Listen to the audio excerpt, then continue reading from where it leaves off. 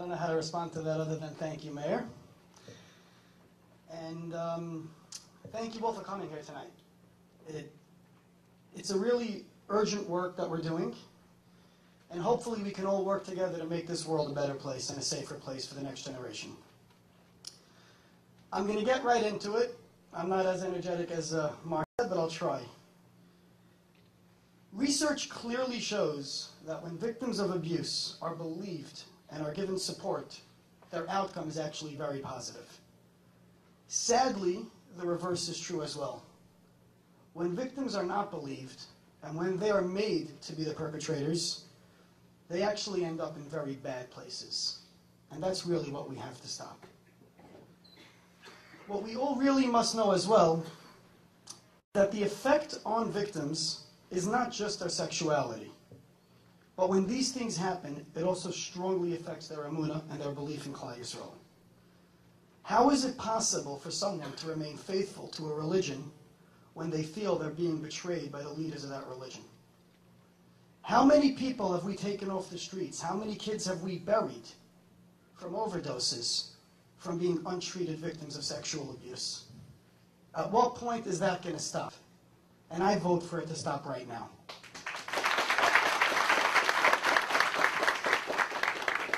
The truth is, when I speak to professionals around the world, and I've done it around the world, I have one question that's asked to me very often.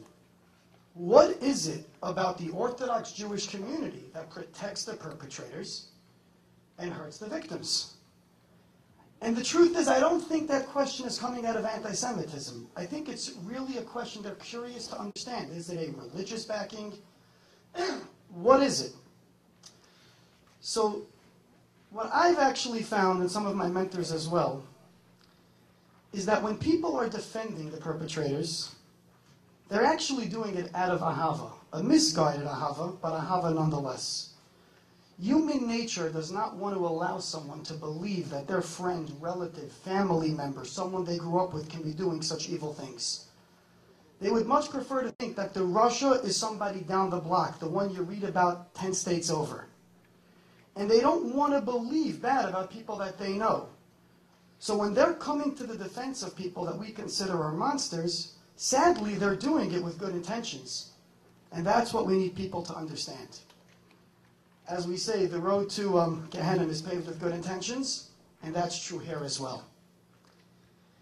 What we first need to acknowledge, and by seeing the turnout here tonight, and by seeing what's been happening over the last few years, we're starting to get there, is we need to acknowledge there is a problem before we can move forward and set up a battle plan of how to solve it. And that's really what I'm going to be speaking about tonight. What we really must do, and it's really, a two-step process or a multi-step process, is we must really educate the parents to be able to educate our children. Our children need to know that they can be safe. They need to know that no one is allowed to violate them. They must feel secure and that if someone does hurt them, that we will protect them. We're going to be there for them. The studies show over 90% of victims that are treated right away do not become victims again. If they get the help that they need, they have the strength to move forward. Unfortunately, there's a phrase that I think was coined by Tricia Tia, which is when the victims don't get the help they need and they get re-victimized, they become susceptible, sorry about that, can't got my tongue, to being victimized for many, many years. And that happens time and time and time again. We need to train our children what it is that abuse is, albeit in the right way, and what to do if they feel that they're being abused, that they should know they have who to talk to, and they should know that they're going to be believed. Children don't lie about being abused. They don't. When someone says someone did something to them, believe them. Listen to them. Help them get the help that they need. There was a study done in UCLA about a sniper shooting on a playground in which a whole bunch of kids got killed and 2 9-year-olds survived. One of the 9-year-olds thrived and the other one had a terrible outcome. So they did some research to find out what's the difference. And what they came up with was the 9-year-old that survived, a week earlier, had a disaster planning class on earthquakes and utilized the skills that were taught in that class to duck, stay low, hide under a slide while this was going on. And in his mind, he felt safer because he was prepared. He had training. In reality, he wasn't any safer than the next kid. But the training kept him safe, which is how he was able to go forward. We need to create those trainings for our children for this field.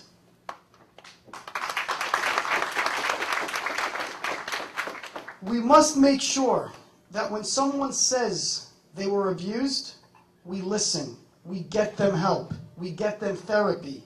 We do it right away.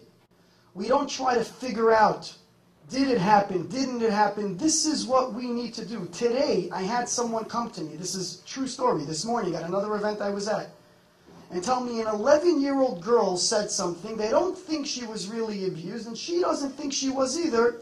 Their family's thinking of leaving it alone. Maybe she'll forget about it and grow out of it. That's wrong. That's how these troubles start. We need to protect our kids to make sure that if they're molested, they can't be molested again. And give them the appropriate training to know what to look for. Talk to our kids. From the people that I'm speaking to, education begins as young as 3 years old. We don't have to scare our children. There are some very, very good materials out there, some great books to read to kids. I myself read them to my kids. One of them is Uncle Willie Tickles. My wife brought that book home. We've been reading it to our kids starting at 3 years old. Let's also go back a step. Let's remember what it's like to be parents. Have dinner with our kids. Turn off our cell phones. Spend time with them. Show them that we're there for them.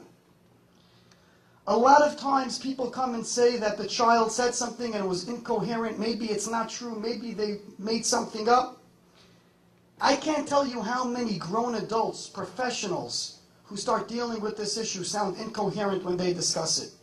That doesn't mean someone's lying. They just may not know how to put it into words. That's what we need to do to help them. We need to stay calm and remember, key point here, people that get treated have great outcomes. They can lead successful lives. That is what we need to do. We need to focus on getting the people the help that they need. There's a lot of interesting points and a lot of interesting books that are actually coming out in the near future. And I strongly, strongly urge, I actually have another book here that I researched today. One of my doctors gave it to me, Let's Talk Books, by Laurie Stauffer and Esther Deblinger. It's actually a great series of books also dealing with all sorts of issues pertaining to this. We need to be there for our next generation. I have young children. I will be honest, my biggest fear is my children getting abused. And I know that we're living in a society where there's no guarantees how to stop it. But we need to take every step possible to make sure that we are doing what is necessary to make sure that we are going to protect our children. I really thank all of you for coming here tonight. It really means a lot to all of us here that have really put a lot of time into this. I look forward to the day when these meetings will no longer be necessary. Amen.